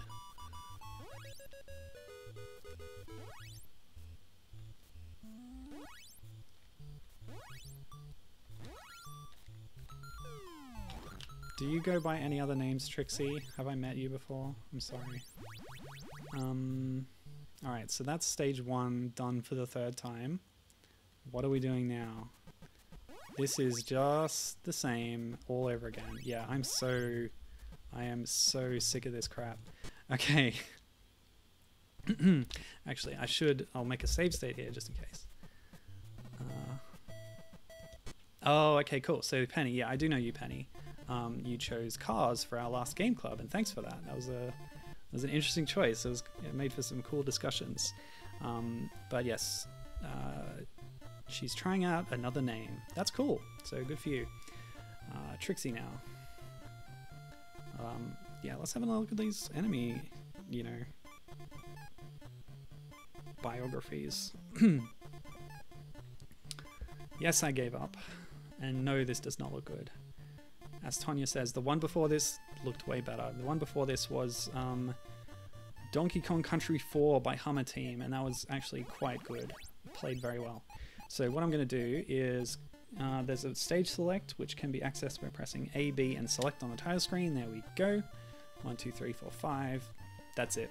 We've seen the entirety of the game. There's 5 stages and we've seen them. There's no boss. Oh, I'm so mad. Why did I do it all twice? Alright, so we're done. Now, there is more. There's plenty more to be going on with. And we're going to be moving on to... So yeah, we've done Donkey Kong Country in 2 different forms. We've done Donkey Kong Land, which is the most unique of the handheld games. It has actual content that's new to it. And now we're going to round out the trilogy with the sort of adaptations of Donkey Kong Country 2 and 3. So here's one of them. I'll just get your picture up. So this, we've just done Super Donkey Kong. This is Super Donkey Kong 2. The names don't mean anything, don't worry about it. So this is, oh actually, Bootleg Games doesn't know who developed this, but it was published by NT. It was released on the NES in 1997, just like the last 2 games. Yeah, yes, good is relative indeed. And Trixie referencing Cars. Liked it a lot as a kid, so thought it'd be neat to revisit and for the group to play. Yeah, we didn't have so many people playing it, which is unfortunate, but it did make for some good discussion. And I did enjoy watching Mini-Me's videos about the Cars game, so I recommend those. His voice sounds a lot like mine, actually, so if you like my voice. I know Tonya is a fan of Mini-Me as well. It's M-I-N-I-M-M-E, and he reviews a lot of like licensed movie games and stuff, and he does a really good job with it. Okay, so let's play the game. Super Donkey Kong 2. My favorite game of all time is Donkey Kong Country 2. How does this measure up? Yes, I have to change the buttons back because this actually uses sensible button mappings. Lovely. Let's go. Oh, listen to that. Pirate Panic beat. Yes, thank you. I love it. Neeks are squished and purple, but they look okay. Cobble is looking good, actually. All one color, but that's okay. Let's see what happens when I die. I haven't shown any of the game over screens for any of these games actually, but some of them have them, and some of them are shown on Bootleg Games Wiki. But yeah, I don't know. I'm not gonna. Okay, so you can't use barrels and crates as shields in this game, unfortunately. They have to be projectiles. So there's a bootleg game trope for you. Oh my gosh. Yeah, it's tough. The physics are okay, actually. There's walking and running, which is actually unusual for these bootlegs so far. Not as many enemies at once on screen a lot of the time, but the level design is following Pirate Panic pretty closely, actually. Oh, that does not lead to a bonus stage down there. That leads to death. Okay, cool. Yeah, I can expect that there will be no bonus stages in any of these bootlegs. Panda Prince did actually have one, and possibly more, probably more, because I missed some animal tokens at certain points, but yeah, it's only fair when you're downgrading the hardware like this to simplify the level design a bit. Okay, and here we have a target. Ooh, look at that animation. I should check if I have an idle as well, by the way. Tonya commenting on the graphic jank. Fly Feline says, bootleg games for consoles that came out before the generation, before the series in question, are always so wild to me. Yeah, and that's part of the fascination with this one, and all these ones I've been playing so far. Reminds me of a YouTuber who shall not be named, who found Pokemon Colosseum for SNES. That sounds interesting. Now, notice that there are banana coins in this game. Also notice that you can kill a cobble in one hit. It doesn't revert to barrel form. Okay, let's get that. Oh well. Huh, that gave me 20 bananas. Interesting. Yes, they do the animation and the music. Beautiful. That's really cool. I'm impressed. I don't think Dixie is in this game. But yeah, we got rolling attack, which works whether you're walking or standing. Which, you know, I shouldn't have to comment on, but that hasn't been the case in almost any of these games so far. Yeah, the swinging animation or the transfer animation looks good. Okay, you kill a beetle in one hit. What are the beetles called? I don't remember off the top of my head. Click clack, that's it. See, I knew I'd get it. Okay, you can't move while you're holding 2, but you can actually stop halfway. You just can't then go up. Which was sort of a reference to Donkey Kong Jr. If you were grabbing 2 ropes or vines at a time in that game, you would actually climb faster, but I don't think that's the case in DKC2. But look at this. They've turned it into almost a single screen platformer here. It's only vertically scrolling. Not single screen, but like, you know what I mean, like screen locked. We don't actually have any horizontal movement in a stage. It's all vertical, and that's pretty interesting. And they're converting the existing level design from this stage, from DKC2, into this format. So yeah, it's pretty cool. This game is decently impressive. It's not Hummer's DKC4, which was DKC1 on NES. Stupid bootleg names. Nope. Yeah, don't hit that guy. Klinger. I know all these names. I do. I read the manuals a lot. How many flags does this mast have? Whoops. Okay, I'll get back up.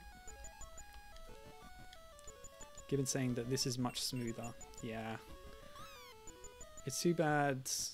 Oh, I didn't even say who made the last one, because I have that information from Bootleg Games Wiki. So Super Donkey Kong, the conversion of Donkey Kong Land, was released for the NES in 1997. It was made by Hao Yang and published by Shin-Shin Electronics. Excuse me. What's going on? Okay, can I jump off this? Yes, I can jump off that. So I have to time it right. And like jump to the side. You can actually bop on a top of a clinger in DKC2. It's tricky and it's really hard to pull off, but you can do it. If you hit them in the right place and you jump at the right time and you don't grab the rope. Okay, cool stuff. Let's go. Lives aren't that useful. In fact, let's try for a coin because there's coins in this game. That's new for the bootlegs as well. and I don't know what they're gonna do. So banana punch and then coin. Beautiful. Only 2. Wow. Yes, it's quite smooth. Yes, good, good, good. Blah, blah, blah, blah, blah. So according to my notes, the 5 levels repeated twice thing, in the second repetition there were some changes in them. So maybe I just didn't notice that, but I still feel ripped off. Okay, I'll spoil this now. This game only has 3 levels, so this is the last level. This is very much a very abbreviated adaptation of DKC2. But yeah, we're in the interior pirate cabin here with the portrait of K. Rool in the background. You can't really tell, but it's there. Got the chest and the cutlass. I wouldn't be surprised if this was just like a screenshot even of the SNES game that then got crunched down onto the NES. And it looks terrible. But hey, we have a transformation in this game. We have Rattly. So that's impressive. Alright, let's go.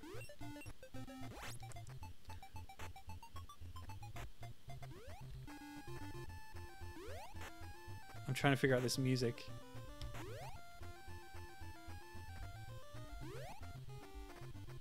There's a deeper note that only sometimes plays. I thought it was being overwritten by some sound effect.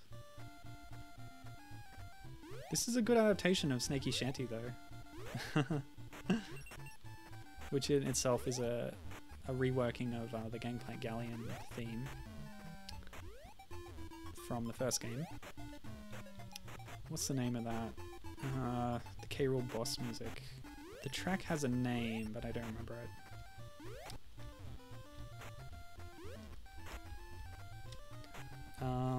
Do I have a super jump? No, because I only have select, and B doesn't seem to do anything. Oh, it makes me hop faster. So there was a run button we noticed earlier, or a run function. But in this case... Oh man, that's a tough jump. Okay.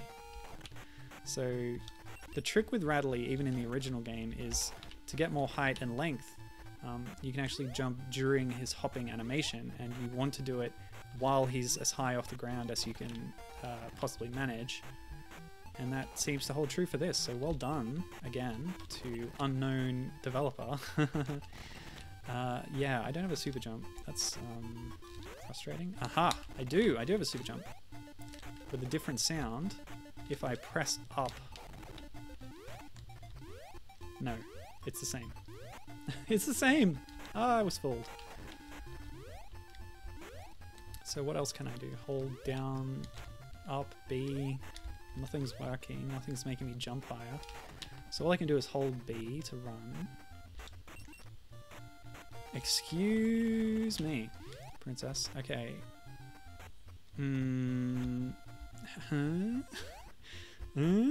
Any ideas, anyone? There we go. Oh my gosh. You just have to get more distance on your jump before you do the jump. Not height, distance. Wow. Yeah. That's kind of bad level design for the game engine, you know? And there's another standard of bootleg games. Just, yeah. Careless level design. Cannon looking very svelte in this game. I do see a bit of his bulk in the side view. Saw into the black void up the top of the screen a little bit there. Huh. Oh, okay. So in the original game you could hold down jump and bounce off things higher, but in this you have to tap jump. Much like in Donkey Kong Country 4, you had to hold it down for each jump. So do coins just do nothing?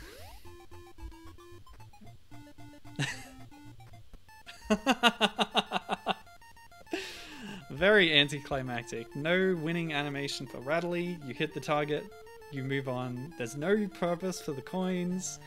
Rattly even fell off the screen at the end. Oh my gosh.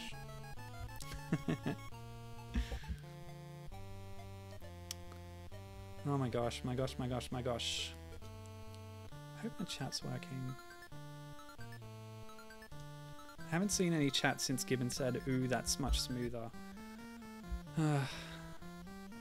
So I might be having chat problems again. Somebody say something, please. Tell me how bad this game was. It has 3 levels. The end screen is the same as the game over screen, and I know that from Bootleg Games Wiki. There's no Dixie Kong. She's on this screen, but she's not in the game. And yeah, it looks like I failed, but I actually won.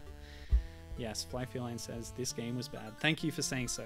I needed that validation. Oh my gosh, so that was Super Donkey Kong 2.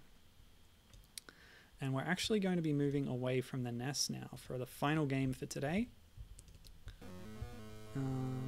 Yep. So we're going to do this, going to do that, going to click this, going to click that. And you will be able to see the next game on the list. The end. They are kidnapped forever, says Tonya. Yeah, so yes, it was bizarre and short. It has 3 levels. Don't expect too much from this one either. This is Super Donkey Kong 5, and you might recognize this artwork from Diddy Kong Racing. This is a Game Boy Color game from 1997. Now, originally this was Super Donkey Kong 3 for the Game Boy, but this is an updated re-release of it that quote-unquote colorizes it and gives it a new title, Super Donkey Kong 5. What happened to Super Donkey Kong 4? We'll never know. It was developed and published by Macon Soft and was released in 1997 for Game Boy Color. And the color factor is just eye-bleedingly awful, I gotta say. What's this song?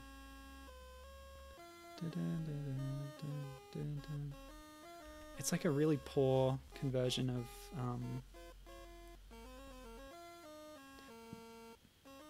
like a track from DKC1, right?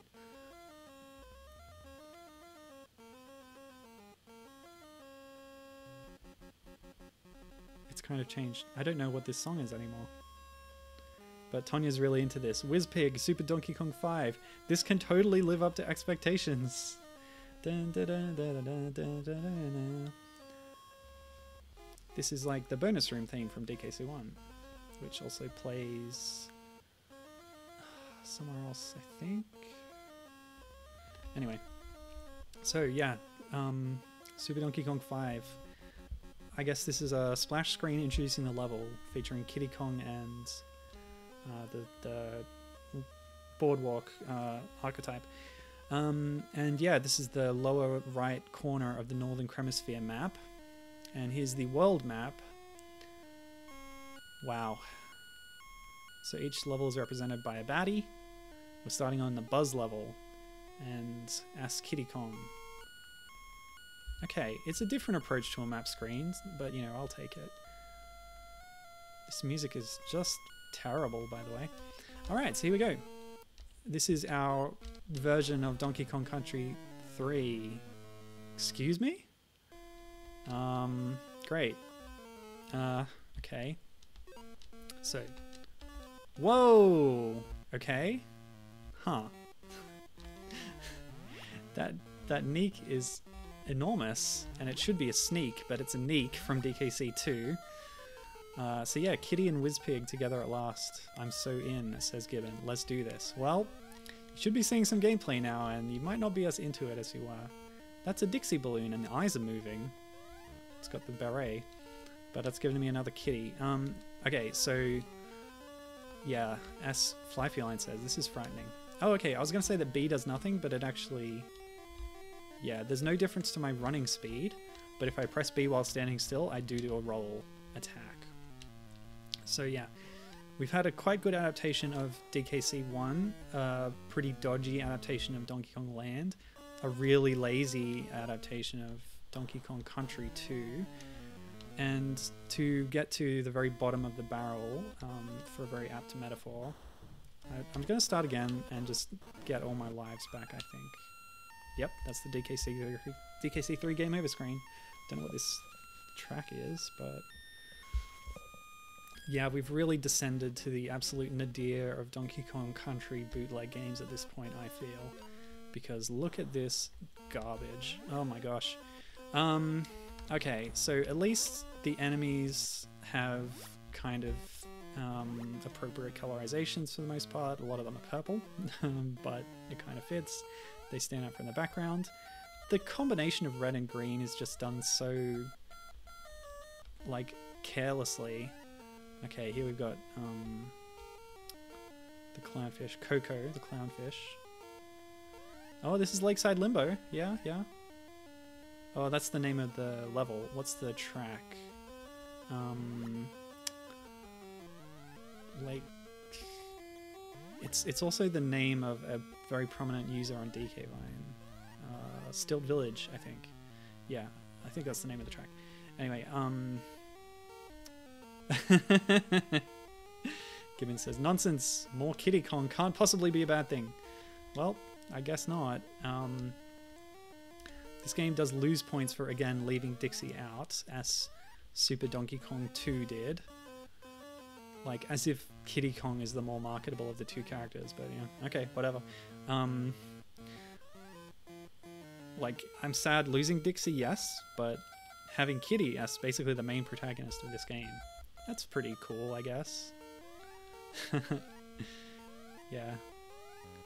So, no Dixie bad, but just Kiddy being there is good, I guess. Yeah. This is so slow, sluggish, awkward, clumsy. Oh, it's bad.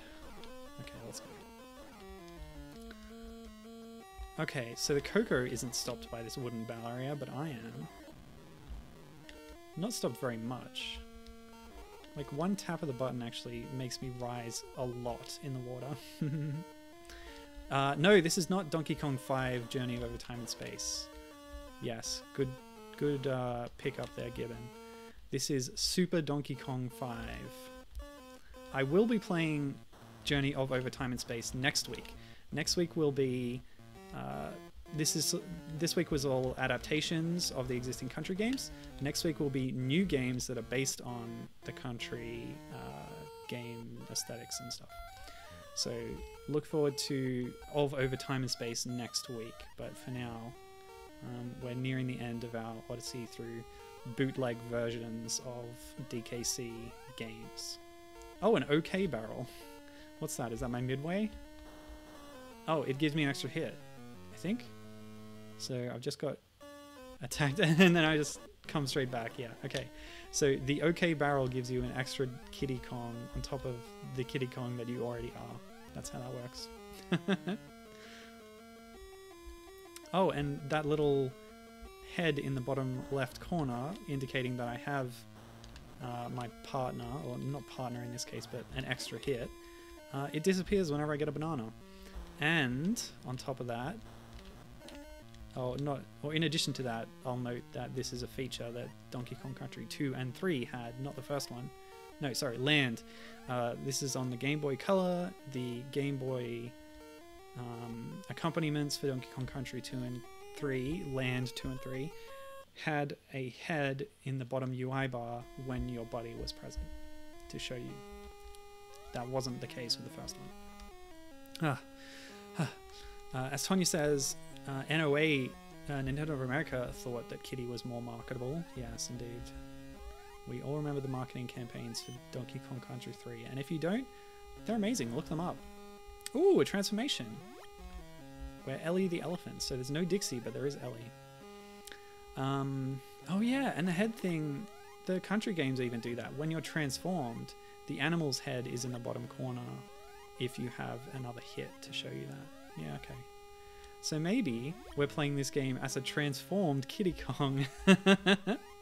That's my new theory. We're playing as Dixie who is transformed into Kiddy using a Kiddy barrel. That makes no sense.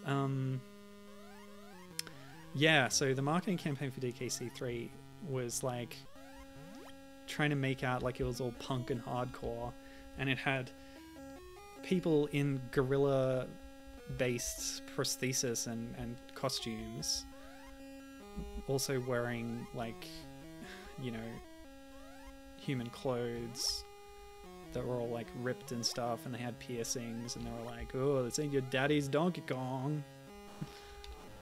This is like for teenagers and stuff or something. It was weird. But yeah, next week there'll be another, I think 4 or 5 games that have more unique elements to them, although they're very much based on the country stuff clearly. But yeah, you'll see when we get to it.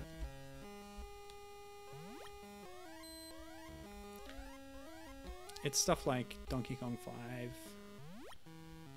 and Banana Boat, if you know that one.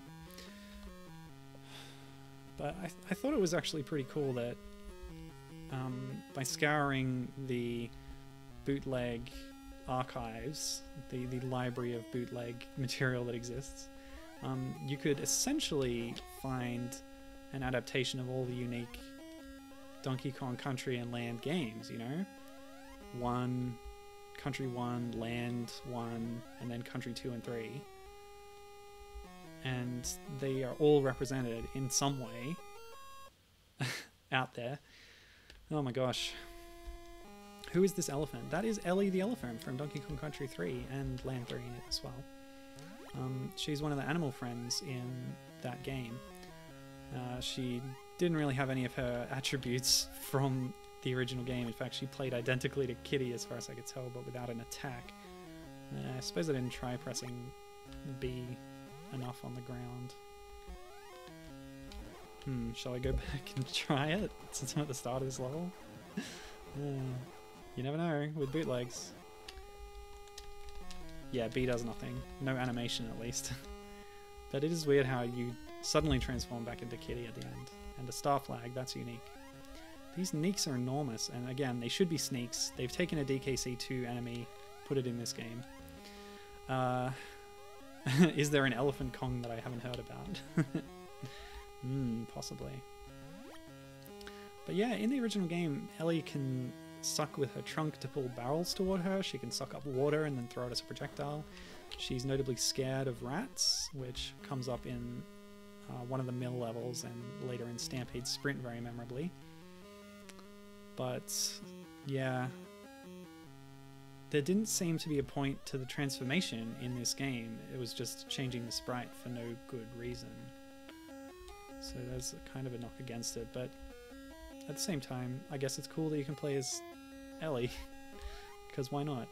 Like, it's the same as having Kitty in this game. Yeah, that means there's no Dixie, but it shines the spotlight on Kitty, I guess, so that's cool. Yes, Flyfeline pointed out, turning back as soon as you hit that flag. And my climbing speed is very much affected by what other sprites are on screen, because the whole game slows down. Excuse me? That platform is just not coded in, it just doesn't exist. So yeah, there's not a whole lot of variety going on here. Also, I'll point out something. If you jump onto a rope from the right, then you're holding to the right.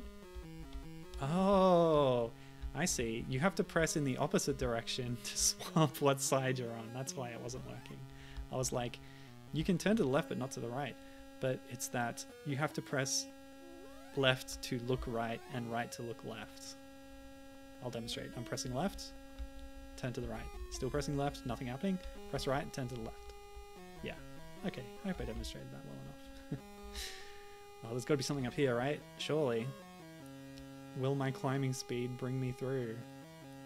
Never, never will it do that. Yes, she can suck. She has very powerful lungs.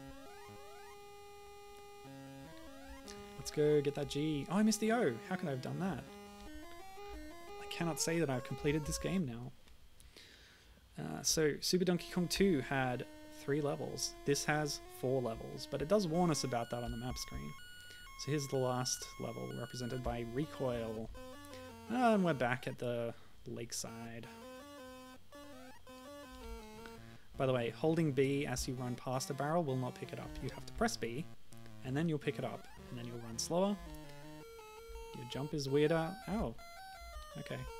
This is like the Panda Prince jump. Can I bop while I'm holding it? Yes, I can. But it's not a shield. It will not protect me. And when I throw it, it goes in a very slow arc through the air. And will not hit something that's directly in front of me. Attack! Oh man. So this isn't as bad to control as I expected. Oh, that sky. The dithering. My eyes. Oh, this is really bad. Yeah, it controls really badly, but not like incredibly badly. So at least it overcame my expectations. Oh my gosh. I want that one up for no reason. I just want it. Don't ask me why. Dang it, I can't make it. Oh, you can just jump and get it. That reminds me of Donkey Kong Country 3 for Game Boy Advance, where there's a particular bonus barrel that you have to either skip off the water, or... No, I think that's the only way to get it, with Kitty. But in Advance, your jump is slightly higher because they, you know, remade the whole game essentially from scratch, trying to replicate the physics of the original. And they did a great job, except it's just not quite the same. So you can just jump up out of the water and get it. And I demonstrated that actually on my stream.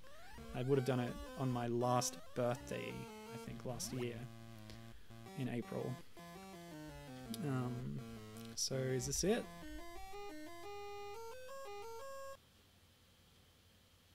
We're done. Look at that smiling face.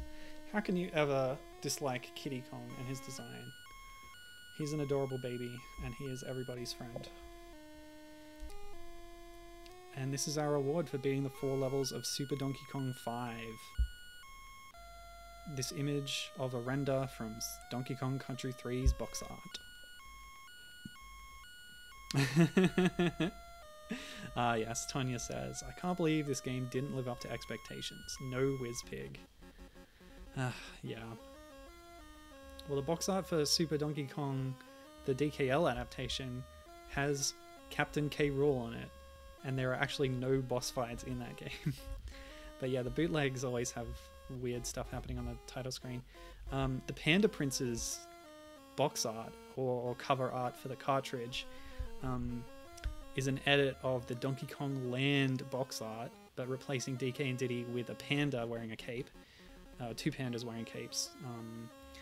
On certain versions of that cover art, they just put a panda face over the existing gorilla and monkey bodies that were there.